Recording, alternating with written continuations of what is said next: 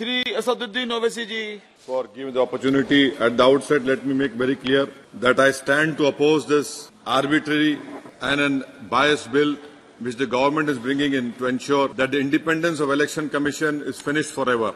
Sir, the reason I oppose this bill is because if voters start feeling that the ECI is not an impartial and non-partisan body, then legitimacy of our democracy comes into question.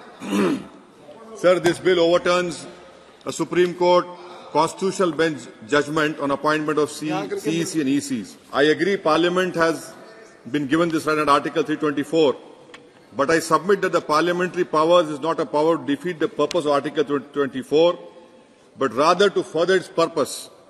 Its purpose is to ensure that an independent and impartial body. But this bill is being brought in to create an election commission which will work in the shadow of the Prime Minister Shri Modi. The search committee and the selection committee, a total of 6 people are involved in 2 stages.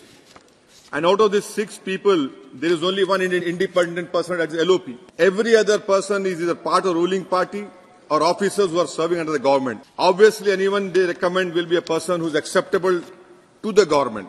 Anyone with independent mind will not be accepted. The allegation of bias will be difficult to defeat, sir.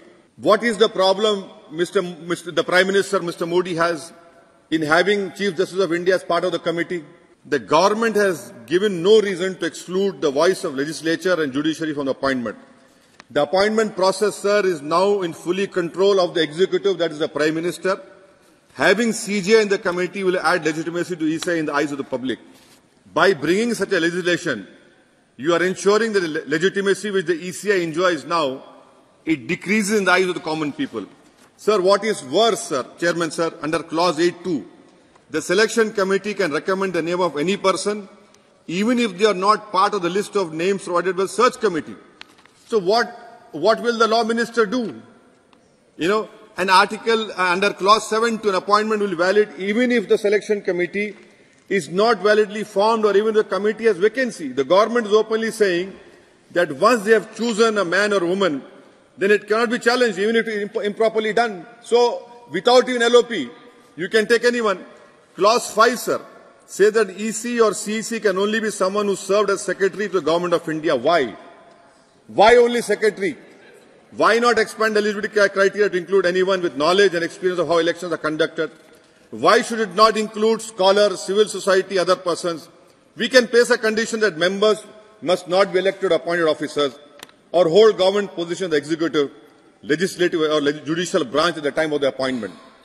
We can add a condition that any past political affiliation can disqualify them. But to limit the appointment, sir, to the people who are secretaries of the Government of India, the government is basically saying that so long as you are faithful to us, we will ensure that you get a rightful post under the executive. Their proximity to the existing government is being considered as a qualification when it should be considered otherwise. So proximity and faithfulness and capitulation are very important for anyone to become or to get all these posts. Now come to Clause 6, Chairman, sir. It provides a search committee must be constituted under the chairmanship of Law Minister. Now who will appoint the 2 other persons? Will it be the Law Minister? Why create this facade? Say openly that the Prime Minister will appoint and get done with it. The law is unclear on who will appoint this committee, who will appoint the other 2 persons. More than this, it is obviously a political process with no independent or impartial voice to suggest names, other than those who are acceptable to the Honourable Prime Minister. May I suggest, sir, that the Standing Committee for Law and Justice should participate in the process. If you don't want the committee to prepare the list, let them at least collect recommendation or nomination of eligible people. Let the committee at least interview the people who the search committee recommend. Let there be a democratic process through which the appointees are filtered. And what is the procedure to be adopted by the selection search committees? Will it be majority or consensus? Will the dissenting party have a right to make the dissent public? Who will the minutes of meetings, will the minutes be made public? Will it be laid before this August House? Will both the committees provide reasons for recommendation? All of these requirements must be part of the legislation. There should be complete transparency in who's appointed, who's not. Now, Clause 16, Chairman, sir. Look at this Clause 16. It provides a blanket immunity to EC and CEC from any proceedings for any act done in the course of the duty. I mean, for example, if they have done a patently illegal thing, shouldn't the high judiciary have a chance to assess their merits and hold this person accountable? Why is it that you're doing this? I mean, and who are they? No one is holy cow in democracy. There should be right to, even if the Prime Minister does anything wrong, he's subject to correction by judiciary. Now, sir, a constitutional bench in Anup Baranwal, I am just reading paragraph 9, sir. I know I have limited time. In paragraph 9, the Supreme Constitutional Bench Supreme Court says, the executive alone being involved in the appointment ensure that the commission becomes and remains a partisan body and a branch of the executive. The independence of the commission is intimately interlinked with the process of appointment. Paragraph 165, the Constitutional Bench says, he must be chosen, the election commissioners must be chosen not by the executive exclusively and particularly without any objective yardstick. You are completely doing what the Supreme Court has said. Now, sir, read the paragraph A of the Constitutional Bench judgment. Like the judiciary, the Election Commission must display fearless independence in the absence of norms regarding the appointment. A central norm, institutional integrity is adversely affected. An independent appointment mechanism will guarantee eschewing of in the prospect of this bias. So, sir, Dinesh Goswami Committee on Electoral Reform 1990 said the same thing. They said, have for CEC, Chief Justice, Leader of Opposition should be there. Then for Election Commissioner, Chief Justice, Leader of Opposition, Lok Sabha should be there. National Commission to Review Working of Constitution Report 2002 said Prime Minister, LOP, Leader of Opposition, Rajya Sabha, the Speaker of Lok Sabha and the Deputy Chairman should decide who should be made CEC and ECs. Law Commission Report 255, headed by Justice A.P. Shah, said that the appointment of all ECs and including CEC should be made by President with a 3-member collegium or selection committee consisting of Prime Minister, Leader of Opposition, Lok Sabha and the Chief Justice of India. What did Baba Saheb Ambedkar said, sir? I mean, you don't have any regard for Baba Saheb Ambedkar. The Prime Minister and all of you say, Baba Saheb Ambedkar, this, that. But what about you? What did Baba Saheb say?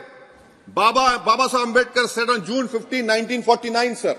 I'm reading only few lines of what great Ambedkar had said, who I feel was the tallest leader India has ever produced. He was more taller than Mahatma Gandhi also. What Baba Saheb Ambedkar said, in every early stage of the proceeding of Constitutional Assembly, a committee was appointed to deal with what are called fundamental rights. The committee made a report. The committee made a report that it should be recognized that independent elections and the avoidance of any interference by the executive in the election to the legislature should be regarded as a fundamental right and provided for in the chapter dealing fundamental rights. When the matter came up before the House, it was the wish of the House that while there was no objection to regard this matter as of fundamental importance, it should be provided for in some other part of the Constitution and not in the chapter dealing fundamental rights. Baba Sahib goes on and says, but the House affirmed without any kind of dissent that in the interest of purity and freedom of elections to the legislative bodies, it was of the utmost importance that they should be free from any kind of interference from the executive of the day. You are going against what our Constituent Assembly, Dr. Baba Sahib Ambedkar said.